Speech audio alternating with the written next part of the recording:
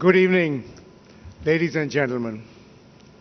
It is my great pleasure to welcome you to the 13th edition of the Business Today MindRush and India's Best CEO Awards, our flagship platform that celebrates excellence, vision, and leadership in Indian business. We are deeply honored by the presence of two exceptional public servants this evening, Shri Nitin Gadkari ji and who you've just heard, Dr. S. Jaishankar. Thank you both for joining us. Your presence here is a source of encouragement and inspiration for Indian industry and all of us gathered here tonight. A very warm welcome to our award winners, paragons of performance and leadership, chosen by a distinguished jury by the illustrious Mr. Deepak Parekh, Chairman of HDFC AMC. We thank you for your discerning efforts in selecting India's finest. In the presence of such luminaries, I offer no prescriptions, only reflections. Allow me to share three brief thoughts. First, I recall the words of Winston Churchill during World War II. Never let a good crisis go to waste. We are once again in uncertain times. Since President Donald Trump assumed office, he's put the world order in crisis, and this, of course, has serious consequences for India. We are fortunate to have a very nimble, brilliant, cerebral, as you just heard, cerebral minister to navigate us through these troubled times. Dr. Jaishankar.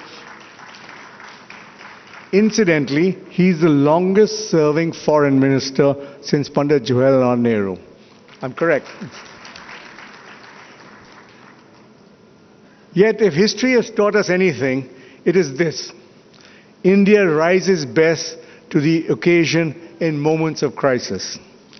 This is our opportunity to reimagine our engagement with the world, to open our markets more confidently to global trade. We must safeguard our industries, though, with intelligent anti-dumping measures. But today, Indian business are more than capable of holding their own on the world stage. Why do I say this with such conviction?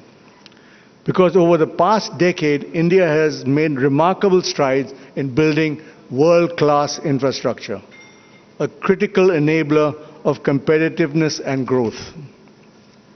And it's only fitting that the leader most responsible for this transformation is here with us tonight, Shri Nitin Gadkari ji.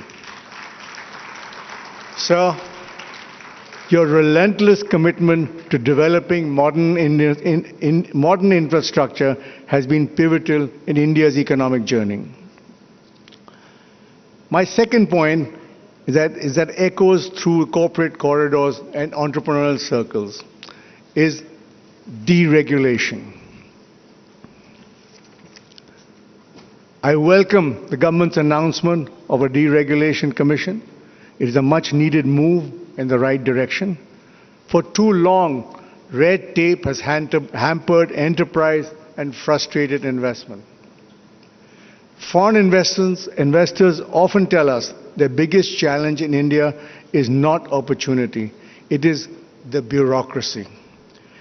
Yet today, India needs more capital inflows than ever before. It is time we place trust in markets and entrepreneurs. Regulations should catch wrongdoers, yes, but not at the cost of discouraging the honest or stifling innovation. If I may be candid, deregulation must be an act of surgery, not homeopathy. And since I'm being candid, let me say that people with vested interests should not be in charge of this exercise. And the most hopeful words I heard ahead of the budget this year came not from the minister, but from the economic survey. It said the government should get out of the way. I hope this clarity of thought translates into policy. Because if we are to realize the vision of Viksit Bharat, it will not happen with the bureaucracy. It will happen through bold deregulation, liberating the entrepreneurial spirit of this nation. My third and final point is one of conviction. I believe in the Indian entrepreneur. Recently, Nandan Nilekani made a point that India has 150,000 startups today, and that number will be 1 million in 10 years' time. Ladies and gentlemen, that is not just a statistics, it is a movement. Despite daunting odds, our entrepreneurs persist, they build, they innovate, they lead. And tonight we're surrounded by such individuals in this room, living proof of India's immense potential. I'm by nature an optimist. I believe the coming years will witness a new chapter in India's growth story, driven by our entrepreneurs, enabled by reform, and propelled by infrastructure. As we honor the best among you through the BT Best CEO Awards, let me say this. We stand at a defining moment in our history.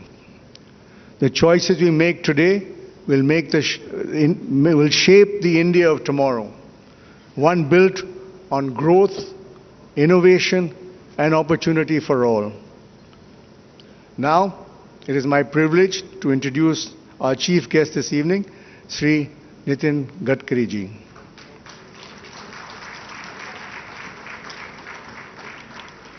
I think most of you know about him, but let me say it. A proud son of Nagpur, the vibrant orange city, Sri Gadkari ji began his public journey early campaigning against the emergency in 1975 and showing his unwavering commitment to democratic values.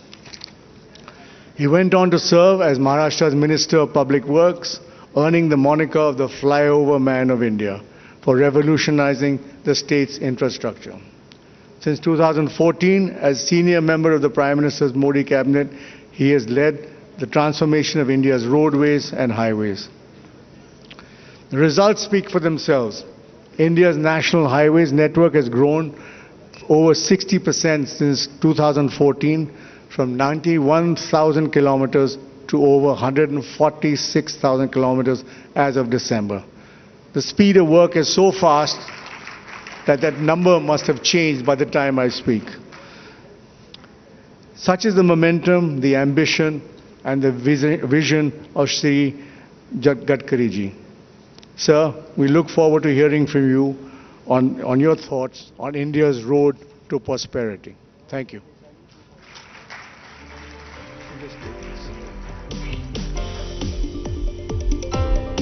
Thank you so much.